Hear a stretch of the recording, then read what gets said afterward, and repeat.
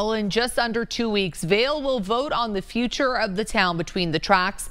Incorporation is on the ballot once again. Our Adam Klepp takes a deep dive into Prop 402 and gets to the bottom of questions from community members who are concerned about incorporation.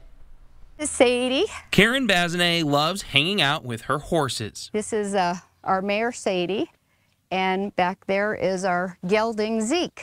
She also loves her neighbor's donkey Antonio. But she hates the idea of her Whetstone Ranch neighborhood becoming incorporated. We're not the city, you know, we are rural. She says the neighborhood was drawn into the new proposed Vail city limits without any ability to opt out. She's 7 miles away from the growing developments north of the highway. If they want to incorporate, awesome, go for it, but leave the rural communities alone. While incorporation includes her, it might exclude Sadie and Zeke. The way that we are zoned, we are rural, and we are allowed to have livestock. We are allowed to have horses. They could change all of that. She's one of many in Southern Vail who oppose incorporation. And I'm a patriot and a veteran, so our artist put the flag on there for me. Her neighbor, Dennis Lubert, is also voting no on Prop 402. He says previous incorporation props have failed, and he doesn't get why it's back on the ballot. And I would also like to see limitations that we don't have to keep fighting this every few years. This neighborhood isn't the only one on the outskirts of Vail, which was added to the incorporation map. Now I'm on the northeastern part of the incorporation map. John and Katie have lived here for decades. Now your properties have been included on the map.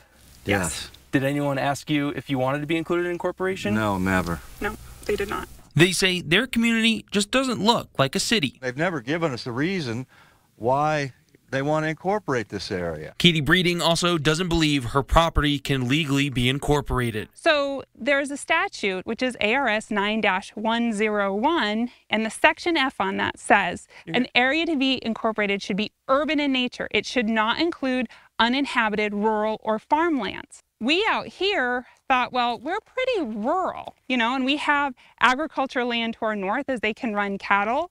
They have us right now on their incorporation map, and we feel it's against state statutes. With everyone's concerns in mind, it was time to take them to the IVA board, the group leading the push for incorporation. Mariko Tippett is the vice president of Incorporate Vail, Arizona. He says becoming a city will give the community local control. Anytime you have a government that's closest to you, that's the one that's going to be more responsive and will have the most effect on the lives of the residents. He says the board has no plans to exclude Sadie and Zeke from incorporation. We have to create a general plan, and in that general plan, the idea would be that all current zoning would be grandfathered, so there wouldn't be a change. As for Katie's belief that her property can't be incorporated, Tippett says they considered all laws when drawing the map. We have kept in lines with both the intent and the letter of the law in regards to urban versus rural. Lastly, adding he recognizes the new divide in the town between the tracks and hopes everyone can get along after the election. Whether we